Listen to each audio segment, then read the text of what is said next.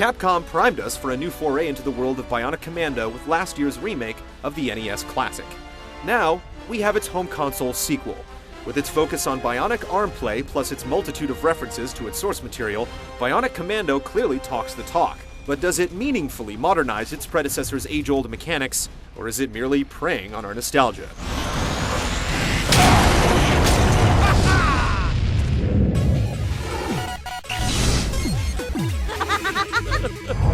Report, soldier. The city's deserted and flooded with radiation. You never mentioned that in the briefing. The story takes place 10 years after the events of Bionic Commando Rearmed, and casts you as Nathan Spencer, a cybernetic super soldier with a particularly grim worldview. You can't blame him. After being imprisoned and stripped of his bionic arm, he's conscripted by the very government that locked him up to clean up a mess of epic proportions. As it happens, a group of bionic terrorists have detonated an experimental weapon in Ascension City, leveling the teeming metropolis and washing it in toxic radiation. When you consider the gutted, irradiated environment where solid ground is at a premium, it's hard to argue that this cybernetic Tarzan isn't the right man for the job, but that doesn't mean he's gonna like it. Neither will you unless you're a fan of heavy-handed performances and predictable plot turns. Casualties of war. Unless you want to join them, keep moving and retrieve that black box. It feels like every other word out of Spencer's mouth would get bleeped on primetime TV. Ah, shit!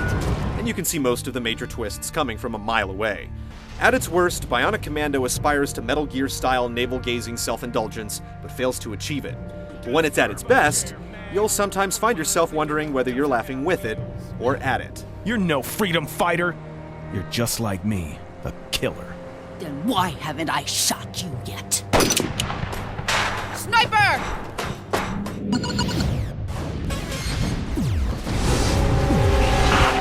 This whole operation is just like when we fought the Imperials, you know that?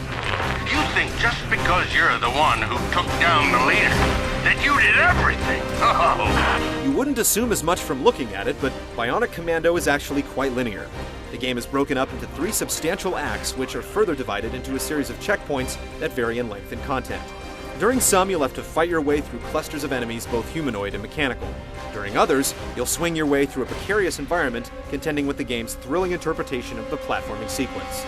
Most of the time, it's a combination of the two, and during its best moments, Bionic Commando soars. Ascension City isn't a sandbox in the Liberty City sense, but it does have some open-ended elements. If your objective is to simply reach a distant checkpoint, you can sometimes avoid the enemies you encounter en route. You'll also have the choice as to which path to take. Grapple points are never in short supply, and propelling yourself through the varied environments is one of the game's simplest pleasures. Not surprisingly, Bionic Commando is at its most aggravating when you hit a wall, invisible or otherwise. Some sections of the city, which are at times smacked in the middle of the most seemingly intuitive paths, are blocked by radiation, the sort that will kill you if you stand in it for more than a few seconds. You'll suffer plenty of deaths for inadvertently taking a wrong turn, and in sections where checkpoints are particularly far apart, this will make you want to pull your hair out. Similarly, some checkpoints can only be activated after you kill a predetermined group of enemies, which you'll sometimes miss if you take an odd route. There's an incentive for exploring. Tons of collectibles are scattered all around the environments that unlock art gallery items. It's just unfortunate when the hunt for unlockables takes you so off the beaten path that you miss a crucial enemy spawn point. Hunting for the red dots that represent enemies on the minimap is no fun. You'll be surprised by how substantial Bionic Commando's multiplayer game is. Though it downplays the arm mechanics by necessity, after all, you probably wouldn't bother with guns half the time when you can one-shot humanoids with your lethal grapples, the game's wild focus on mobility translates very well to a competitive game. The deathmatch option, which includes a team version, is more or less what you'd expect. Capture the flag, though, takes a turn for the exhilarating when you consider the mobility afforded by the game's swing mechanics. During a tight match, stakes feel high since skilled flag runners can lose you in a second flat. But all it takes is one missed winch to send you back to your end of the map. You can blast through Bionic Commando in around 10 hours. It fluctuates depending on how often you die or how much you choose to meander. The game's high points are wonderful, but the last real boss battle is disappointingly routine. And while it's too early to say whether or not the multiplayer will mature into a long-term online hit, it's certainly well-conceived enough to keep you occupied in the short term, regardless of how much Capcom decides to support it post-release.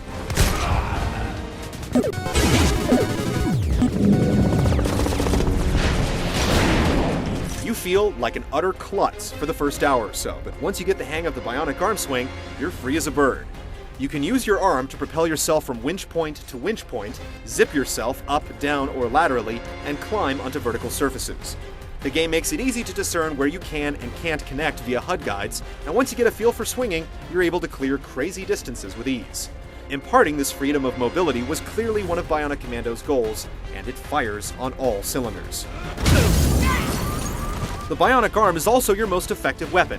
Combat abilities utilizing the arm are unlocked as the game progresses, and this process gradually makes all the special weapons feel more and more situational. A fully empowered Spencer can grab enemies with his arm, kite them up in the air, and hurl them into their comrades, usually killing all involved.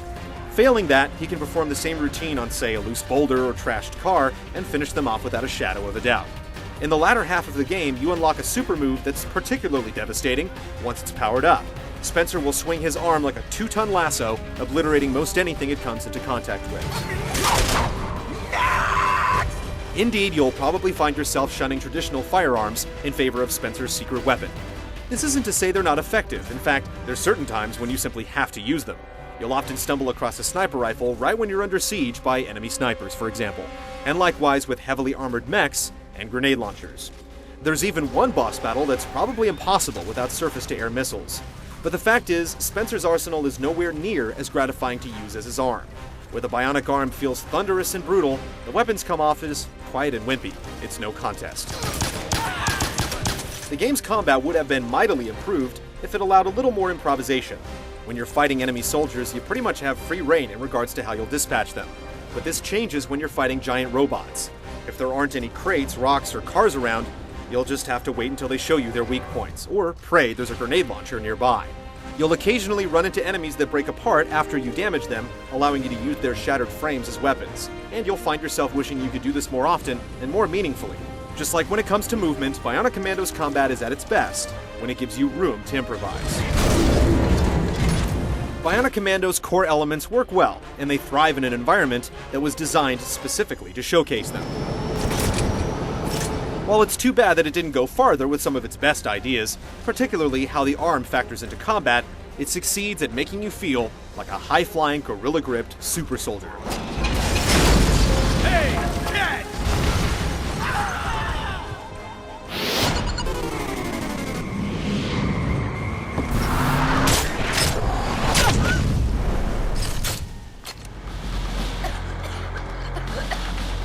It won't wow you with its technical presentation, but in terms of scale, Bionic Commando is mighty impressive. It was a feat to design an environment around such a challenging gameplay mechanic as swinging, and the end result hits the mark. All of Ascension City's districts feel like actual places. Ravaged highways dotted with road markers and desolate industrial wastes give way to dank catacombs and lush forests. And the transitions never feel forced. One minute you'll be swinging from one end of a neighborhood to the other in a span of seconds, the next you'll be soaring up to the top of a super tall building. It makes you feel very small. When viewed up close, things can look a little crude, and the action can stutter a bit when things get crazy. Humanoid enemies look pretty awkward when caught in your bionic arm, and they have a tendency to react oddly with the environment when flung into tight spaces. Spencer himself, though, animates remarkably well. When you witness the way he flails his arms when propelled into the air, you almost feel scared for him. Spencer is voiced by Faith No More lead singer Mike Patton, who does a passable job of channeling Solid Snake for his performance. The results are as gruff and world-weary as you'd expect. At first, the public was grateful. Then they grew distrustful.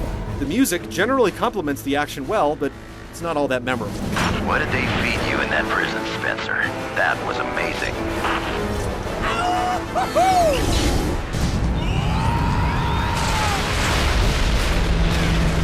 Bionic Commando's bright spots are occasionally bookended by frustrating sequences. After playing it, you come away wishing that it focused more on what's best about it, namely the bionic arm's potential as a weapon and means of mobility. You have to give the game credit, though. It admirably delivers on a concept that seems very difficult to realize, and the results are usually a lot of fun. Let's hope Bionic Commando swings back our way soon.